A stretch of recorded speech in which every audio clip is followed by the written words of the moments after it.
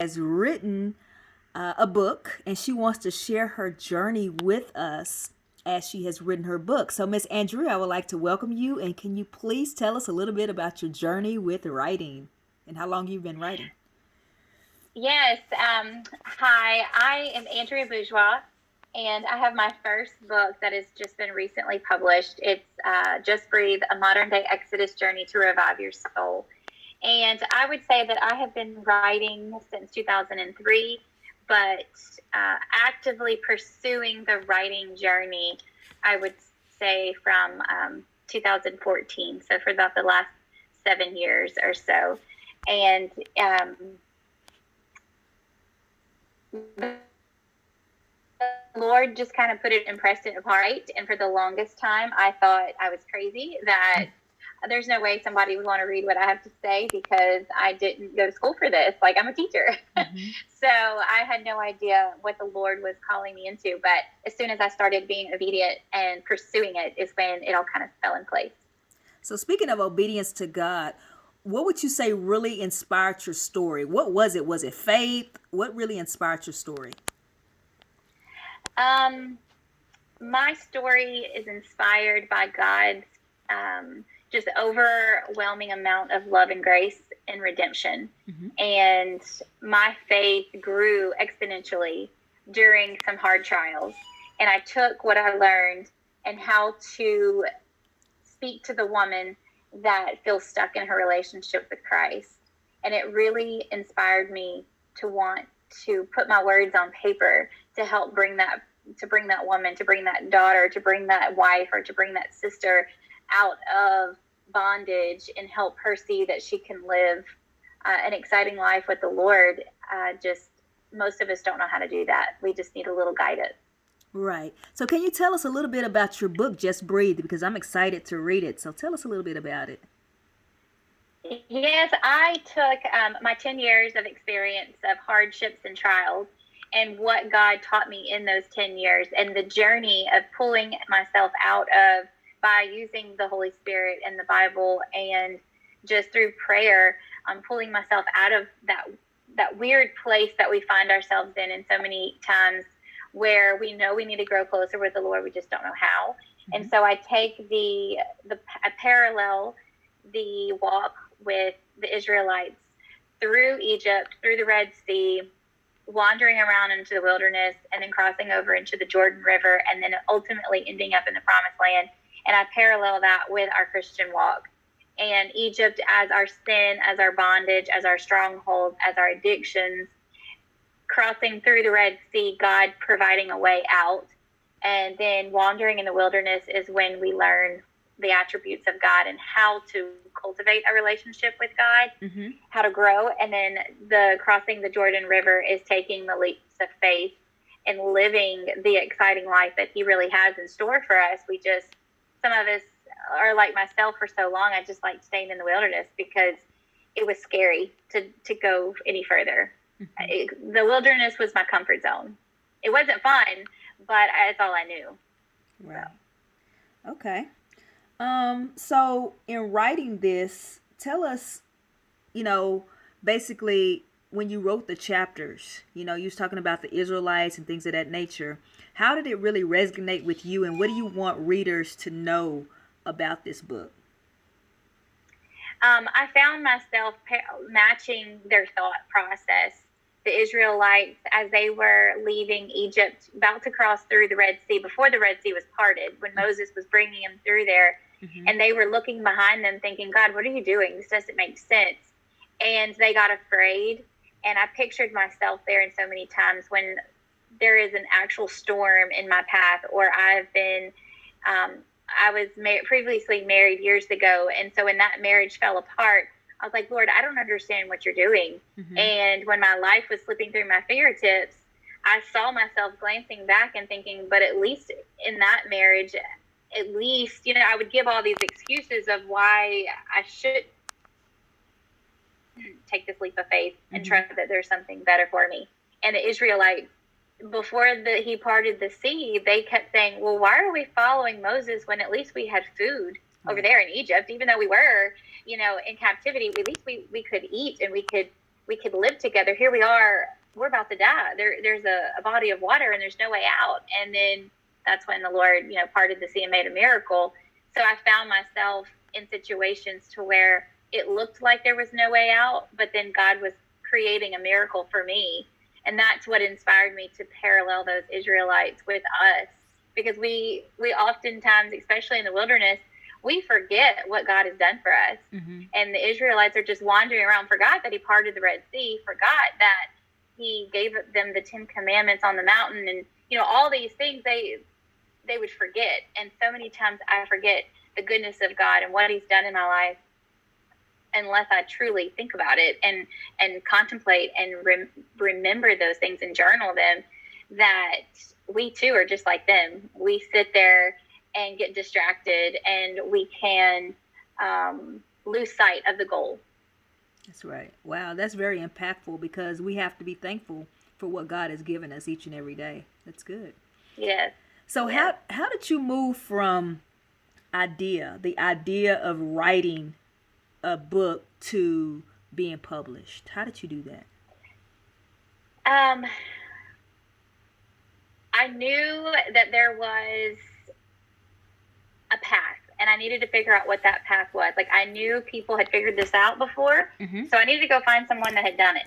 Right. So I was like, okay, I have this idea, so I wrote it. It was on a Word doc, or actually it was on Google Doc. It was just on my computer, and I started researching and asking friends. I mean, I would just search how to write a book on Google, and eventually your ads, as most know, your ads start reflecting the things that you Google whenever you're on any kind of social media site. Right. And so I would randomly have all of these writer things pop up. And one day a friend sent me a link to She Speaks Writer Conference. It's put on by Proverbs 31 Ministry. Mm-hmm. And she just jokingly said, hey, you should go. And I thought, maybe I should. And I started researching it, and I thought, I'm going. Like, I have a book. I have a couple of books that I've written. Why not? Like, I don't know the process. I need someone to tell me that has figured this process out, exactly what I need to do. I'm over here, get me to point B. And Right. so I went, and while I was there, it was a very knowledgeable experience. I got a lot of information, and it just took a while to unpack it all, because it was so much information at one time Mm-hmm. that I couldn't grasp everything in one day. It took 3 days to be there, but it took me months when I got home to process what actually is my next step. Wow. Okay. So what has been the most challenging in the process of writing the book?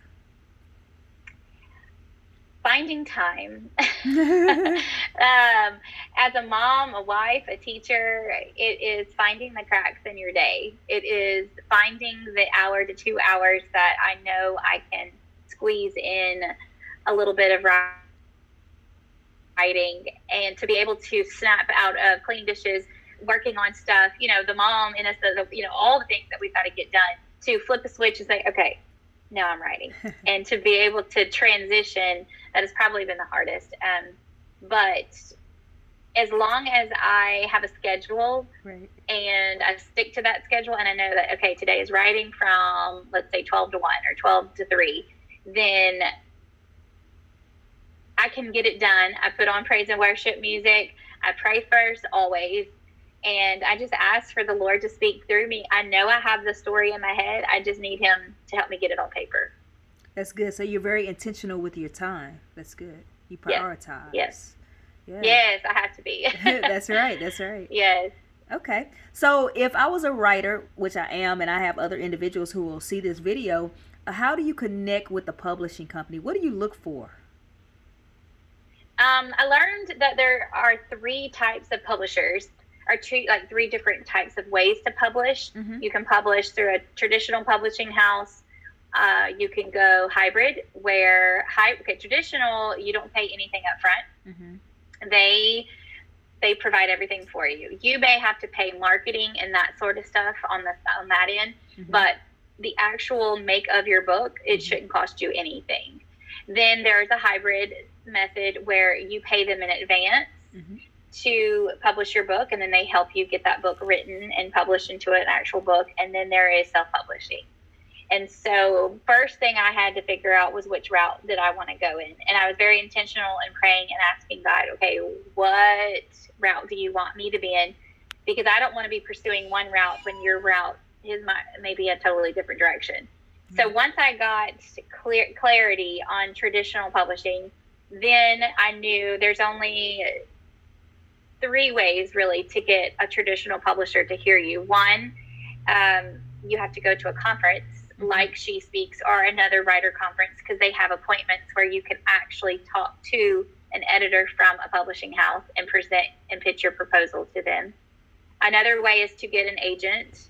And then the third way is if you go and reach out to a small publishing house, then they may take inquiries like that. But a big publishing house, you can't just send in a proposal. You have to either go through an agent or go to a conference. Great. Okay. That's good information. And as a writer, you have an agent? No, I do not. I actually, I interviewed with two different publishing houses at She Speaks. One of them, from the get-go, I knew it wasn't the right fit. They weren't very interested, and I could tell. You know, like when you're in that interview, you just know, like they don't get my book. Right. The other one was interested. She kept having me resubmit my proposal for months after the conference, but then I never heard from her after that, after so many months. I guess like my book wasn't on the priority, or she didn't see it something that they could publish.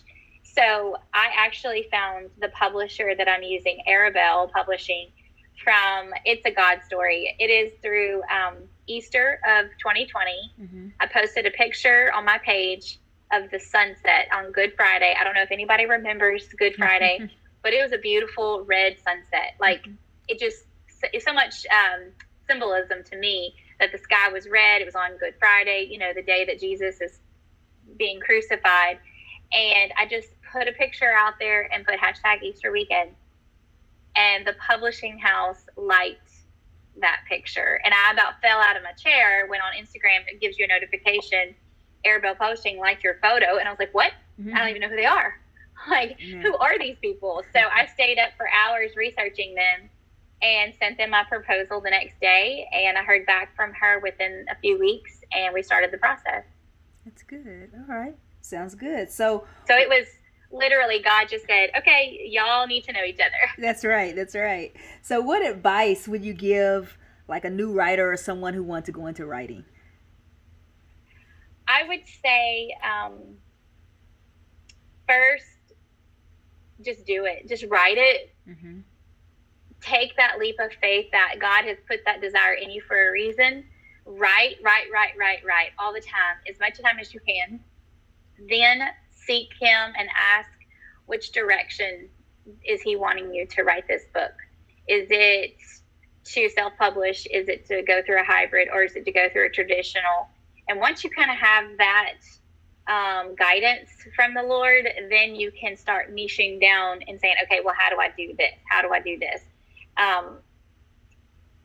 My biggest advice is just to write. I mean, I know that sounds silly, but so many people have that desire, but they don't actually write it. You know, oh yeah, I'm gonna write a book one day. Okay, well, let's start. Yeah, right. Like, go ahead and get a file, get it going, and start it. Because if you don't start it, then you don't know what the potential is. And really, really seek and make sure you know what your topic is going to be about.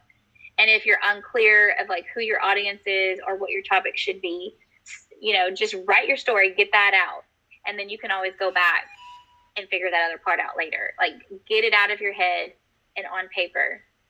That's where you got to start. That's right. Okay. So can you also tell me a little bit about space? You spoke about like the writer's space. So what is the writer's space? What is that? For me,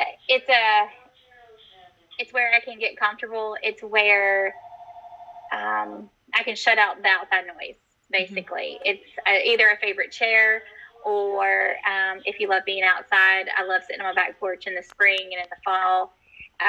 It's somewhere where I can zone out and I'm comfortable. I have food, I have coffee, it's the right temperature, and I don't know, it's like my favorite place in the house. Like, where is that? Right now, I have a couple of favorite chairs. Uh-huh. So whenever I feel the creativity to write, I'll go and sit in one of those. And I have to have, for me, I have to have praise and worship music on at the beginning, and then I may turn it down and it's just faintly in the background while I continue to write. It just helps me stay focused.